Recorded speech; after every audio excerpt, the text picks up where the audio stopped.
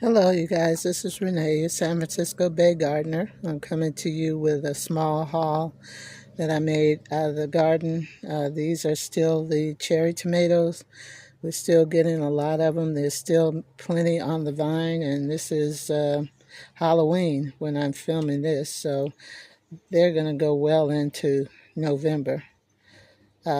This little piece here, I believe that's some lettuce that I planted, and I'll show you where I put those.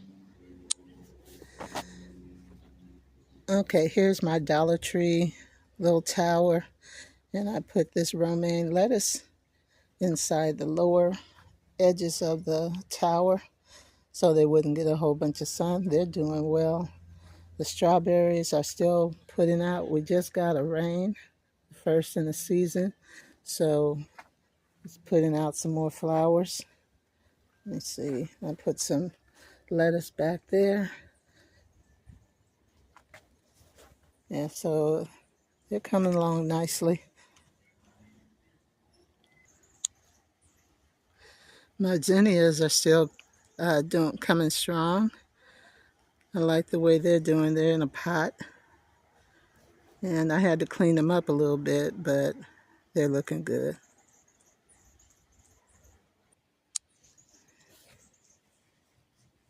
And here I planted some more cyclamen. I got 3 of these for $4, not $4, 3 for $12 at Home Depot. And I really like how they're turning out. They're doing well. The other one is on the other side. I'll show you it, but I got 2 white ones and a red one. And here is the white cyclamen next to this old red one from last year. It came back. It never really stopped growing. It was covered up by these, I can't remember what they are, but anyway, they like this area, and I'll put the name of these plants here on the screen because I've forgotten what they are. But I put these are sweet peas, and they're not gonna start blooming until the spring, but now is a good time to put them out. These are the flowers, not the edible kind. We'll take another quick look at the tomatoes. They're still growing strong. There's some more. Like I said, probably until November, we'll have tomatoes. Maybe December. Never can tell.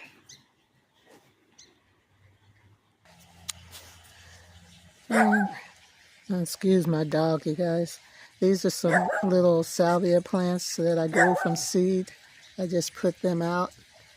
They're doing well, and I found out that the gophers don't like salvia, so they're a good plant to put out if you have gophers. Okay, and this container, Dollar Tree container, has a little bit of everything. It's got some broccoli over here, broccoli here, over there, turnip greens, romaine lettuce. Let me see, this is a tomato. It's still trying to put out some buds, and some more lettuce there.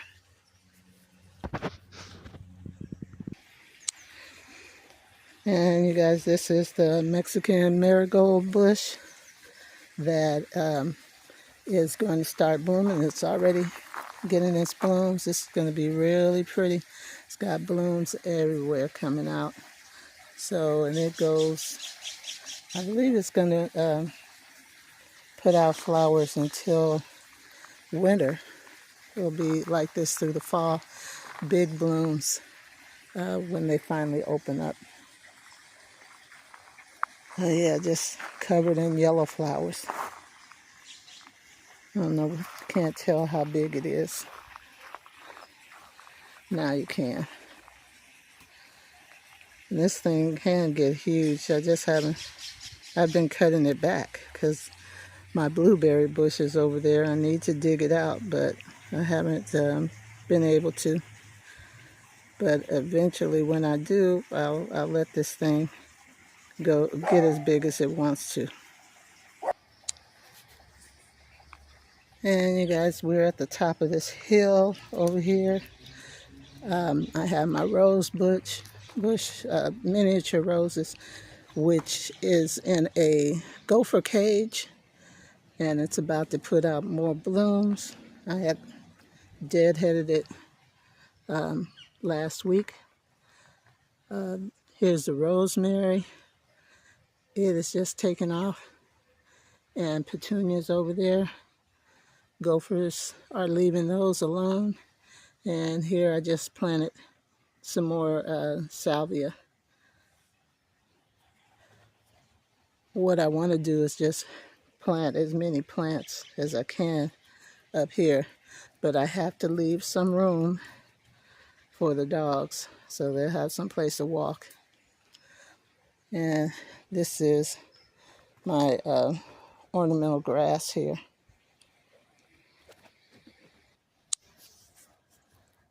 And these, I'm showing you my new additions. This is cilantro that I just put in a pot and put it on this porch. Doesn't get a lot of sun, so it shouldn't. The cilantro liked being in the shade last time. And the other thing I got was parsley, curly parsley. And it's like in that pot. So that's where they will stay. I wanted them to be somewhere convenient so that I could come down and pull from it to use it in my cooking. All right, you guys, I think you can see this. Sometimes if you let the tomatoes stay out in the rain, after they're ripe like this, they get a split in them. And I don't know whether I would eat them. I guess if they were bigger, maybe you could just cut them and slice away the part that's been opened.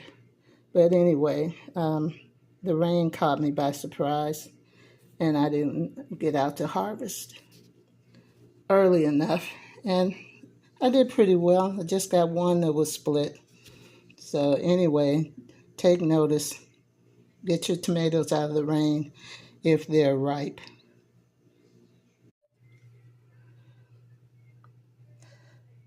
And you guys, these are tomatoes that I harvested last week. They are super ripe. What I'm going to do is make salsa out of them because they don't, go bad because the salsa doesn't last that long. I'll leave a recipe for a quick salsa that you can make with your ripe tomatoes. And I still have these from today. Yeah, sometimes you get overwhelmed by the number of tomatoes you get. Okay, I'm back, you guys. This is my latest project, and it may be crazy, may be a waste of time, but I am going to be storing my seeds this year by the month in which they're supposed to be planted. And I've divided them up by, either direct sow outside, I put a D there underneath the month, or ones that need to be started inside, and I put an I there under the month. This is a storage box. It's actually a photo box that I got from Amazon, and it was $18 when I bought it. I just looked it up a little while ago, and I think it's $24 now. So if you're interested, I'll leave the links down below in the notes. And you might want to wait until something like Black Friday. They might go down, the price might go down, and you can get it a little cheaper. But anyway, one reason why I'm doing this is because I had so many seeds, I would just forget when to plant them. I had them categorized before by the type of seed they were. Like you can see, these boxes in the back are not, don't have the new labels on them. But for carrots, corn, flowers, fruit, I mean, I had them packed. I had so many seeds, and I would just forget um, when they were due to be planted, because they were, especially like flowers, um, they were not all planted in the same month. So I would go to that box one time and then forget that I was supposed to go back the next month and plant something else. So I'm going to plant them by month. I mean, not plant them, store them by month. And this is a tedious job because the packets are hard to read sometimes, and sometimes they'll give you conflicting information. Sometimes they have 2 planting periods, like these turnips can be planted from February to April and July through September in my area, zone 10A in the Bay Area. And look at this, it says start indoors, then it says direct sow. So that's a little confusing, but let me see, I did my turnips this year by starting them indoors, and I don't think I have to do that. So I'm going to try starting them as a direct sow in February and see how they go, and just make sure that I label them correctly. So this is the same one, this purple turnip here, February through April, July through September, direct sow. These are nasturtium seeds, and their direct sow is pretty simple, February through March. And this dill here, labeled pretty clearly, direct sow outdoors in March. Why is that in the February box? So I'll have to get that out. But anyway, if you look at this packet here is pretty easy for me to read. I'm in the California area here, and the orange showed that I'm supposed to plant nasturtiums in February through March. But then you get a packet like this here, and this really is, well, this is not the best example. It's fairly easy to see, but some of these packets, maybe it's in this box here. Nope. But some of them are written in blue, like this one here. I can't read it. Oh, no, I can read that too. But anyway, the packets are hard for me to read. So by writing in the months, it makes it much easier for me to figure out when I'm supposed to plant these. And having them in separate boxes by direct sow or indoors is also going to make it easier for me to figure out when and where to plant these. And I like these boxes because it keeps me organized, and I don't have things all over the place, like in this tub here, which is where I threw everything. Because I used to be pretty organized. I had everything in these nice boxes, but then as I was using them, I didn't put them back where I was supposed to, and they wound up in this red container here. So anyway, hope to be a little bit better organized next year, planning by month and the method of planting. And hopefully I can get things out a little sooner than they're supposed, not waiting till the last minute. Also, I told you that I'm not going to do too many vegetables by seed. I'm just going to go and get transplants. Um, that may change if these seeds, not seeds, that the transplants get any higher. I have pretty good luck with flowers, so I'm probably going to do them by, um, by seedlings, by seeds, and continue doing it that way. So we'll see. Starting in February, that's when I'll be putting seeds out, I guess, for spring. My fall seeds are out. I think I have a couple of more spaces for flowers.